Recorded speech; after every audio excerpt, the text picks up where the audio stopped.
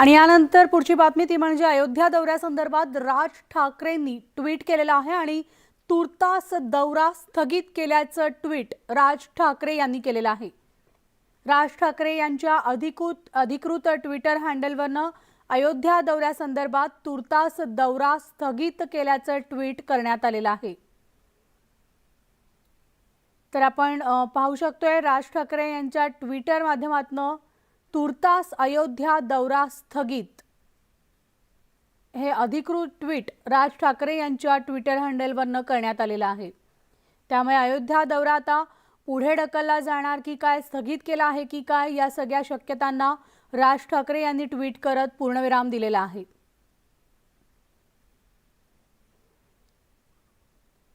अयोध्या दौरा संदर्भात सकाळपासून चर्चा सुरू होती। राज ठाकरे यांचा अयोध्या दौरा स्थगित होतोय की काय याविषयी अधिकृत माहिती अद्याप येत नव्हती, मात्र आता काही सेकंदापूर्वी राज ठाकरे यांनी ट्विटरवर अयोध्या दौरा तुर्तास स्थगित असं ट्विट केलेलं आहे। पुन्हा एकदा जाऊयात, आमची प्रतिनिधी प्रणाली कापसे आपल्यासोबत आहे। प्रणाली, आपण पाहतोय की बाळा नांदगावकर खरं तर राज ठाकरेंच्या भेटीसाठी गेलेत, मात्र आत्ताच राज ठाकरेंचं ट्विट आलेलं आहे, तुर्तास अयोध्या दौरा स्थगित असल्याचं ट्विट आहे हे।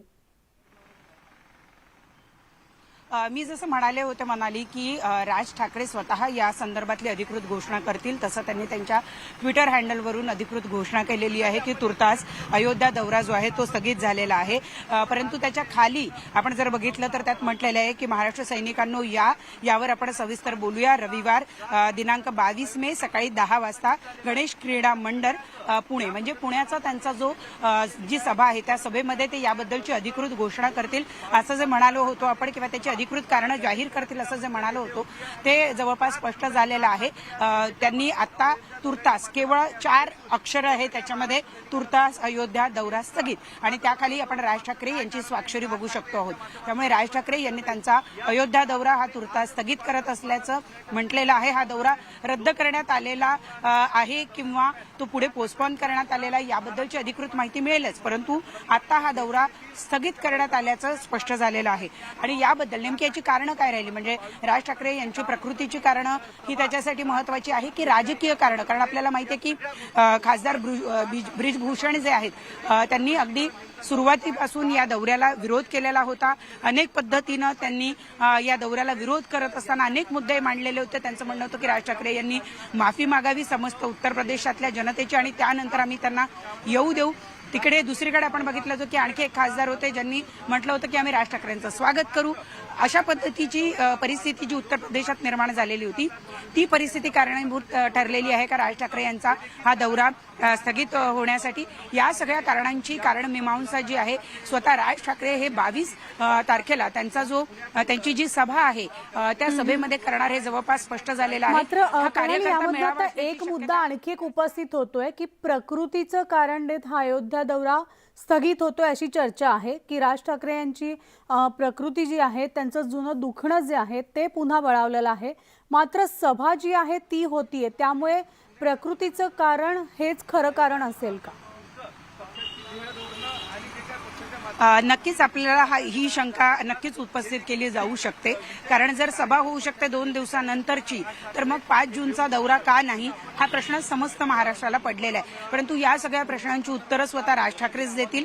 नेमकी कारणं काय आहेत, त्यांच्या प्रकृतीचं कारण आहे की राजकीय कारण आहे, सुरक्षेचं कारण आहे, नेमकं काय आहे, या सगळ्या गोष्टींची उत्तरं स्वतः राज ठाकरेच या सभेच्या दरम्यान देतील। आजची 20 तारीख आहे, अवघ्या 2 दिवसांना त्यांची ही सभा होणार आहे, त्या सभेमध्ये ते त्याचं अधिकृत कारण देतील। परंतु मुद्दा असा येतो की ही जी राज ठाकरे यांच्या प्रकृतीचं जे जुनं दुखणं आहे ते बळावलेलं आहे का, तर हो, कारण त्यांनी आपल्या पुण्याचा जो दौरा होता तो सुद्धा आटोपता घेतलेला होता, आणि आज सुद्धा जी माहिती मिळते आहे की परवाच्या सभेसाठी ते आजच जाणार आहे। दरम्यानच्या काळामध्ये त्यांच्यावर उपचार केले जात आहेत, त्यांची औषधं चालू आहेत, आणि त्यामुळं ते कदाचित 22 तारखेची सभा घेतील आणि त्या सभेमध्ये स्पष्टीकरण देतील। परंतु अशी सुद्धा माहिती मिळते की कदाचित त्यांना छोट्या खाणी सर्जरी कराव्या लागू शकतात, शस्त्रक्रिया कराव्या लागू शकतात. त्यांच्या तारखा ज्या आहेत त्या 5 जूनच्या जवळपास आहे का? कारण बऱ्याच वेळेला काही दुखणं अशी असतात ज्या दुखण्यांवर लवकरात लवकर शस्त्रक्रिया केली तर ती उपयुक्त ठरते आणि नंतर त्याच्यानंतर सुद्धा तुम्हाला काही दिवस आराम करावा लागतो. ह्या सगळ्या गोष्टी लक्षात घेता या शस्त्रक्रिया 5 जूनच्या जवळपास प्लॅन करण्यात आलेल्या आहेत का आणि त्यामुळे त्यांची जो दौरा आहे तो त्यांनी स्थगित केला आहे का? या सगळ्या कारणांची उत्तरं स्वतः राज ठाकरे देणार आहेत. परंतु तुर्तास मनसेच्या वतीनं स्वतः राज ठाकरे यांनी जाहीर केलेलं आहे की त्यांचा अयोध्या दौरा हा स्थगित झालेला आहे. अगदी बरोबर प्रणाली. मात्र आता मनसैनिकांमधनं काय प्रतिक्रिया उमटतायत? कारण गेले काही महिने गप्प असलेली मनसेना जी आहे, महाराष्ट्र नवनिर्माण सेना जी आहे, ही खरं तर राज ठाकरे यांच्या अलीकडच्या सभानंतर त्या सगळ्या कार्यकर्त्यांना, मनसैनिकांना पुन्हा एकदा एक नवी उभारी मिळाली होती. पुन्हा एकदा मनसैनिकांचा आवाज जो आहे तो राज्यामध्ये पाहायला ऐकायला मिळत होता आणि सगळ्यात जास्त चर्चा होती अयोध्या दौऱ्याची. मात्र आता खुद्द राज ठाकरे यांनी स्वतःच दौरा स्थगित केल्याचं ट्विटरच्या माध्यमातून म्हटलंय. मनसैनिकांची काय प्रतिक्रिया आहे? खरं तर अजून मनसैनिकांची प्रतिक्रिया आपल्याला मिळायची आहे. स्वतः जेव्हा नेते आता बाहेर येऊन बोलतील त्यानंतर जरा वेळाने संदीप देशपांडे जे की परतले आहेत मुंबईत ते सुद्धा बोलणार आहेत प्रसारमाध्यमांशी. त्यामुळे बाळा नांदगावकर, संदीप देशपांडे यांच्याकडनं काही प्रतिक्रिया येतीलच. परंतु आपण एक राजकीय पार्श्वभूमी सुद्धा या सगळ्या घटनांची लक्षात घेतली पाहिजे. सर्वोच्च न्यायालयानं जाहीर केलेलं आहे की मुंबई महापालिकेसह इतर ज्या सगळ्या निवडणुका आहेत त्या कदाचित पावसाळ्यानंतर घेतल्या जाव्या.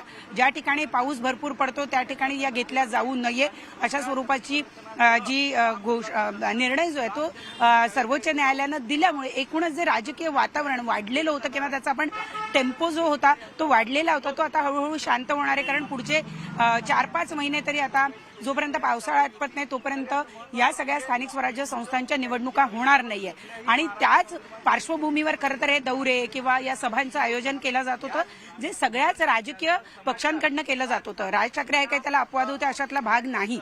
परंतु राज ठाकरे यांनी आपल्या अयोध्या दौऱ्याची घोषणा केल्यानंतर आपण बघितलं की आदित्य ठाकरे यांनी सुद्धा मी अयोध्येला जाणार म्हटलं होतं. त्यानंतर नाना पटोलेंनी सुद्धा आपण अयोध्येला जाणार असं जाहीर केलेलं होतं. एकूणच त्यावेळेला परिस्थिती अशी होती की या सगळ्या स्थानिक स्वराज्य संस्थांच्या निवडणुका कधीही लागतील आणि त्यामुळे सगळ्याच राजकीय पक्षांनी मिळून एक राजकीय वातावरण निर्मिती करायला सुरुवात केलेली होती. परंतु आता हे स्पष्ट झालेलं आहे की या सगळ्या निवडणुका पावसाळ्याच्या पुढे ढकलल्या गेलेल्या आहे आणि तोपर्यंत या सगळ्या राजकीय पक्षांना आपल्या कार्यकर्त्यांचा उत्साह, आपल्या कार्यकर्त्यांची शक्ती, आपल्या कार्यकर्त्यांचा जो टेम्पो आहे तो वाढवत राहणं गरजेचं आहे आणि त्यामुळे कदाचित हा दौरा आता जरी आपल्याला स्थगित झालेला दिसतोय परंतु तो कदाचित पुढे ढकलला जाऊ शकतो. तो जुलै महिन्यात, ऑगस्ट महिन्यात कधी होऊ शकतो. बरोबर. आणि त्यामुळे येत्या 22 तारखेला सकाळी 10 वाजता राज ठाकरे या दौऱ्यासंदर्भात नेमकं काय स्पष्टीकरण देतात किंवा कोणती नवी भूमिका समोर आणतात यावर आपलं सगळ्यांचं लक्ष असणार आहे. प्रणाली तुर्तास या सविस्तर माहितीसाठी धन्यवाद.